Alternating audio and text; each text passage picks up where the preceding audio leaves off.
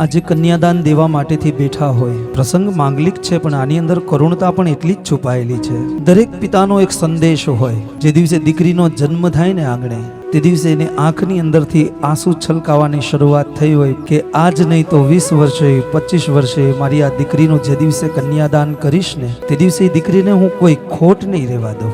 એ રૂમઝુમ પગલે ચાલતી નાની નાની ઝાંઝરીઓ, નાની નાની ડગલીઓ એ માંડતી હોય ને ક્યારે મોટી થઈ જાય એ ક્યાં કંઈ ખબર પડે છે. એવા સમયે કન્યાદાન દેવા માટે તમારી પાસે બહુ સંપત્તિ હોય ને તો તમે ભૂમિના દાન કરી શકો. તમારી પાસે એનાથી વધુ સંપત્તિ હોય ને તો સોનાના દાન કરી શકો. પણ કન્યાદાન કરવા માટેથી તો એક દીકરીનું બાપ જ બનવું પડે. ઋષિમુનિઓ એમ કહે છે કે તમારા જીવનની અંદર જ્યારે કરોડો પુણ્ય ભેગા થયા અને એ 1.25 કરોડ ગાયોના દાન કરવા હોય તો શું કરવું?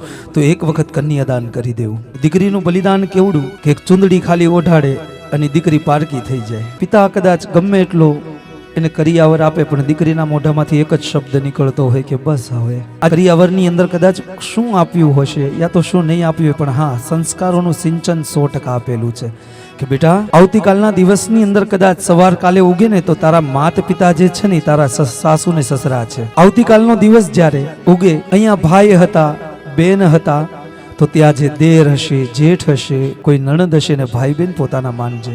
બેટા તારા મોઢામાંથી નીકળેલો દરેક શબ્દનો અમે અમલ કરીએ છીએ, પણ હા દીકરી, તું તો દુહિતા કહેવાનું, તું તો 2 પરિવારને તાર.